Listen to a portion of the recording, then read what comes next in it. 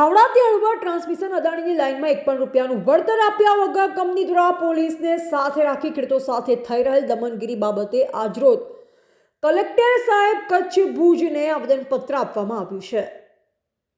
હાલ અદાણી કંપની દ્વારા ખાવડાથી હળવદ વીજ ટ્રાન્સમિશન લાઇનનું કામ ખેડૂતોના માલિકીના ખેતરોમાંથી વીજ પોલ નાખવાનું કામ ચાલુ છે। ખેડૂતોને એક પણ રૂપિયા આપ્યા વગર પોલીસને સાથે રાખી ખેડૂતોને અને ખેડૂતોની બહેન દીકરીઓ પર લોકશાહીને ન શોભે તેવા અત્યાચાર થઈ રહ્યા છે, જે યોગ્ય નથી। આપના હુકમને આગળ ધરી ખેડૂતો સાથે દાદાગીરી થઈ રહી છે। આપના દ્વારા એવો તે કેવો હુકમ કરી આપેલ છે, અમને ખબર નથી પડતી। તો આપને અમારી વિનંતી છે કે તાત્કાલિક પોલીસ પ્રોટેક્શન હટાવો, કારણ કે હવે ખેડૂતોમાં ખૂબ રોષ છે, જે કારણે ન છૂટકે અમારા સંગઠન દ્વારા ઉગ્ર આંદોલન કરવાની ફરજ પડે। તે દરમિયાન કોઈ પણ પરિસ્થિતિનું નિર્માણ થશે તો તેની જવાબદારી વહીવટીતંત્રને સરકારની રહેશે। મુદ્દો આજે આવેદનપત્ર આપવા એટલા માટે આવી રહ્યા છીએ।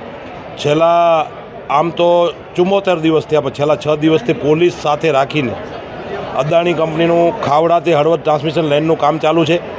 એક પણ રૂપિયો આપ્યા વગર, અત્યારે કલેક્ટરશ્રી સાથે એ જ વાત કરી છે, એક પણ રૂપિયો આપ્યા વગર ભારી મશીનો પાકનો શોથ વાળી રહ્યા છે। પોલીસનો દુરુપયોગ કર્યો છે અથવા તો પોલીસ એમના સાથે મિલીભગત છે, આ બેમાંથી એક કારણ છે। અને કલેક્ટરશ્રી અત્યારે જે વાત કરી છે કે અમે એવો કોઈ હુકમ કર્યો જ નથી અમારા તરફથી, કંપનીઓ ખોટું બાબત આ ચલાવે છે અને હું 2 દિવસમાં કંપનીઓને બોલાવીને સૂચના આપું છું એવું અત્યારે એમને પોતે કીધું છે કે ભાઈ આવું કાંઈ છે જ નહીં, અમે આવા કોઈ હુકમ કરતા જ નથી। ટેલિગ્રાફ 1885 છે એટલે ટેલિગ્રાફમાં અમારે તો કાંઈ અમારો કોઈ રોલ જ નથી એવું અત્યારે હાથ ઊંચા કર્યા છે। બીજી બાબત કે એ ત્યાં બોટાદ અને હળદરવારી કરવા માંગે છે, એટલા માટે કે ગુંડાઓ રાખે છે, પોલીસ સાથે છે એના ગુંડાઓ। 2 દી પહેલાં અમારા ખેડૂતો એમ કીધું કે અહીંયા દારૂ પીને કેટલાક એવા રાખે છે કે કાંઈ ઘોષણો થાય તો અમે છે ને કાયદો હાથમાં લઈને બગાડવા માટેની આખી જે પ્રોસેસ ચાલે છે, યોજનાબંધ ચાલે છે। આ દેશની અંદર ખેડૂતો ખતમ થઈ ગયા તો કાલે થશે શું? ખેડૂતો છે એ દેશનું હૃદય છે। તમે ખેડૂતો માંગે છે તો શું માંગે છે કે ખેડૂતો એમ નથી કહેતા કે અમને કંઈ સમજી લેજો કે હાથી ઘોડા આપી દો, સોના જવાહરાત આપી દો, એમની બજાર કિંમત પ્રમાણે એમનો અધિકાર માગે છે। વિકાસ થાય એમાં આજે વાંધો નથી, કાલે વાંધો નથી, ખેડૂતોના ભોગે વિકાસ થઈ રહ્યો છે। આજે ખેતરમાં ન જડવા દે। 2 દી પહેલાં બેનને મારી છે, હું કાલે એમની મુલાકાત પણ મેં લીધી, વાંડિયા ગામની બેનને લતું માર્યું છે છાતીમાં, બેન હજી ઉઠી નથી શકતા। કાલે હું પોતે પ્રત્યક્ષ મેં વિડીયો જઈને ત્યાં બનાવ્યો છે, હું જોઈને આવ્યો છું। એટલે બેન દીકરી હવે જો અમારી ખેતરમાં સેફ ન હોય એટલે હું તો આપના માધ્યમથી કલેક્ટર સાહેબને અત્યારે કીધું છે, સરકારને કહું છું ને કચ્છના ચૂંટાયેલા પ્રતિનિધિઓને કહું છું કે તમે કહો તો અમે ખેડૂતને બધાને કહી પાકિસ્તાન લઈ લે જાય। બીજું અમે અહીંયા રહી શકીએ એવી પરિસ્થિતિ નથી, અમારા ખેતરમાં અમે ખેતી કરી શકીએ, અમારા ખેતરમાં જો અમે સેફ ન હોઈએ તો પછી અમારે ક્યાં જવાનું? એમ પોલીસનું જે દમન છે, આ છેલ્લા 6 દિવસનું જે એનું દમન છે ને એને તો કોઈ છે ને આમ કોઈ માપદંડ નથી, મારે એને કયા શબ્દમાં વખેડવું મારા કને ખરેખર શબ્દ નથી। એટલે તાત્કાલિક ધોરણે પોલીસ પ્રોટેક્શન અત્યારે આપણે એમને કીધું છે કે પોલીસ પ્રોટેક્શન અહીંયાથી હટાવો અને ખેડૂતોને યોગ્ય સંવાદ કરો। દાદાગીરીથી કામ નહીં થાય, દાદાગીરી કરશો તો એના કરતાં નહીં તો આવનારા દિવસોમાં અમારા સંગઠન દ્વારા મોટું કોઈક ત્યાં આંદોલન કરવું પડે, મોટો કોઈક માર્ગ અપનાવવો પડે ને કંઈક પરિસ્થિતિ નિર્માણ થશે તો હું તો આપના માધ્યમથી કહું છું, આજના આવેદનપત્રમાં સ્પષ્ટ લખ્યું છે કે સરકાર અને તંત્રની જવાબદારી રહેશે। પછી તમે કાલે કંઈક પ્રશ્ન ઊભો થાય ત્યારે તમે એમ કહો કે આ ખેડૂતોએ કર્યું, તો ખેડૂતો એની માને બચાવી રહ્યો છે। અત્યારે જમીનોની અંદર સમજી લેજો એવી રીતના મશીન નાખે છે, એના તમને હું વિઝ્યુઅલ પણ આપી શકું કે જાણે આખી જમીનને ચૂથી નાખે છે, જાણે કેમ આમ એમને અદાણીને આખું સરકાર મને લાગે અદાણી ચલાવે છે કે સરકાર ચલાવે છે। ગુજરાતમાં કોઈ ધણી છે પૂછવાવાળો કે નથી? આ ચૂંટાયેલા પ્રતિનિધિઓને આપણા માધ્યમથી કહું છું છે કે તમારામાં જરાક શરમ હોય ને તો હવે બેન દીકરીઓ સામું તો જુઓ। તમે એમ કહો છો કે બેન દીકરીઓ ગુજરાતમાં સેફ છે, આમાં ક્યાં સેફ છે ભાઈ? રોજ પર ડે સમજી લો બેન દીકરીઓને તમે રસોડો કપડાં ફાડી નાખે. ત્યાં સુધી આ હદ સુધી દાદાગીરી ન હોય. આ ખેડૂતના દીકરા છે, કોઈ આતંકવાદી નથી. આ દેશનો માલિક છે, જગતનો તાત, જગતનો બાપ. અને એને તમે આવી રીતે જો પરિસ્થિતિ નિર્માણ કરશો તો અન્ન ક્યાં ફેક્ટરીમાં નહીં ઉગે. અદાણીની ફેક્ટરીમાં અન્ન નથી ઉગવાનું. ઘઉંને બાજરો પકાવવાવાળો કિસાન છે. આ કિસાનો સાથે જે કંઈ મિલીભગત થઈ રહી છે. અને બીજી બાબત કરું, નવસારીની અંદર મેં હમણાં કલેક્ટર સાહેબને કીધું, નવસારીની અંદર એવો હુકમ થયેલો છે, કલેક્ટરે જ કરેલો છે. નવસારી એટલે કોઈક બીજા રાજ્યનો જિલ્લો નથી, ગુજરાતનો જ જિલ્લો છે. અને એ ગુજરાતના જિલ્લામાં જો નવસારીની અંદર જો હુકમ થઈ શકતો હોય કે ભાઈ આ જમીનને એને ગણી અને મૂલ્યાંકન કરીને વર્ત, તો પ્રશ્ન જ ઊભો ન થાય, તો પ્રશ્ન પૂરો થઈ જાય. પણ એ નથી કરવું. તો એ તો એક જિલ્લાની વાત છે.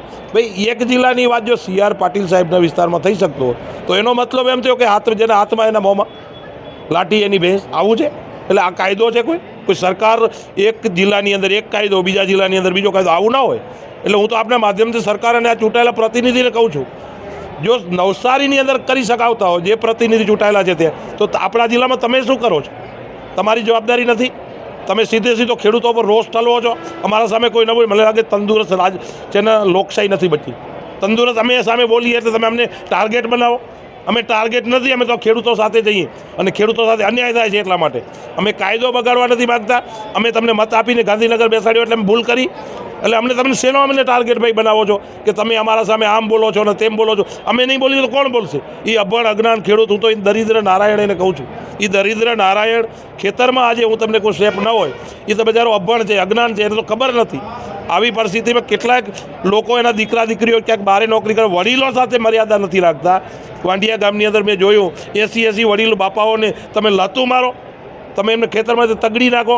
આ તો યાર કેવું કહેવાય એમ. અને અમે અવાજ ઉઠાવીએ છીએ તો તમને પીડા થાય છે. તો તમે આવો ને, જેટલા ચૂંટાયેલા છો તમે ક્યારે મુલાકાત લેવા આવ્યા એની? તમારી જવાબદારી નથી. તમારી બિલકુલ જવાબદારી છે. આજ બેન આજ 4 દિવસે ખાટલે પડી છે, પાણી પણ નથી પીતી. આવી પરિસ્થિતિ છે, તમે કોઈ પૂછા કરવા નથી જતા. અમે પૂછા કરવા જઈએ છીએ, એના સાથે વાર્તાલાપ કરીએ છીએ, તમને પીડા થાય છે. એટલે મને લાગે છે કે લોકશાહીને ખતમ થઈ ગઈ છે. લોકશાહી છે જ નહીં, તાનાશાહી છે. અને આવનારા દિવસોમાં મને એમ લાગે છે કે જો આ નહીં પતે તો હું કહું છું હવે છે ને, આનામાં ગમે તે મારો અમે તો એમ કહીએ અમને ગોલી મારી દો, ચાલો અમે નડતા આવીએ તો અમને ગોલી મારી દો. અમારા ખેડૂતોને તમે હેરાન કરો છો ને, એ હવે અમારાથી સહન નથી થતું. એટલે આપણા માધ્યમથી સરકારના તંત્રને આ ચૂંટાયેલાને કહું છું, તમારી જવાબદારી છે. તમે ખાલી એમ કહો અમે વાત કરી છે 75 દિવસ થઈ ગયા, વાત કરી છે એમ નહીં હાલે. તમારે આવવું હોય તો એમની મુલાકાત લો, ત્યાં પરિસ્થિતિ શું છે, એને શું મળ્યું છે. 1 રૂપિયો નથી આપ્યો આજ દિવસ સુધી કંપનીએ. એટલે અદાણીને બધું સોંપી દીધું છે. મત આપીને તમને ગાંધીનગર બેસાડ્યા, એટલે ભૂલ નથી કરી અમે. એટલે આપણા માધ્યમથી કહું છું કે વાત સમજે નહીં સમજે તો અમે તો નક્કી જ કર્યું છે, એક પણ ગામડાની અંદર નહીં ઘૂસવા દઈએ. હવે ખેડૂતોએ નક્કી કરી લીધું છે. અને અમે એક ગામડામાં આજે અમારો રથ ચાલી રહ્યો છે. રથસેના કયો એવો મુદ્દો છે કે મુદ્દો ન પતે? તમારી દાનત નથી, નીતિ નથી. અને તમે અમારા સાહેબ બ્લેક કરો છો, ક્લેમ કરો છો કે તમે આવું કરો, તમે યુઝ કરો છો. અમે નથી યુઝ કરતા. તમે સ્થિતિ જઈને જોઈ આવો શું પરિસ્થિતિ છે. અમે તો સંગઠન લઈને બેઠા છીએ, ખેડૂતોનું સંગઠન લઈને બેઠા છીએ. અમારે તો એ ચિંતા છે કે ભારતમાંનું શું થશે. અમે તો રાષ્ટ્ર સાથે જોડાયેલા. રાષ્ટ્રની વાતો કરવાથી રાષ્ટ્ર નહીં બચે. અમે રાષ્ટ્રનું કામ જ કરીએ છીએ, એમ બીજું કોઈ કાંઈ કામ નથી કરતા. એટલે આપણા માધ્યમથી કહું છું, હજી તાત્કાલિક ધોરણે ખૂબ દુઃખ થાય છે. હવે અમારાથી છે ને આ બધું સહન નથી થતું. એટલે આપણા માધ્યમથી કહું છું, પત્રકારો સેફ ન હોય. આનાથી માથે બીજું શું? ચોથી જાગીરને અદાણી, મને તો એ વાતની ખબર નથી પડતી. ભાઈ રાજગોર ઉપર ગુનો દાખલ કર્યો, તમે પત્રકારોનો મોબાઈલ છીનવી લો. એટલી બધી કંપનીઓ દાદાગીરી આપણે, એટલા લોકો વચ્ચે SP હાજર છે, 4 DYSP હાજર છે, PI હાજર છે. અને એના વચ્ચે કે મારી ચેન લૂંટાઈ, કંપનીનો માણસ એમ કે એટલે તમે ગુનો દાખલ કરો. કઈ ચેન લૂંટાઈ ગઈ? એટલા વચ્ચે વિડીયો ચાલુ હતો. એટલે આ એને લુખ્ખી દાદાગીરી છે.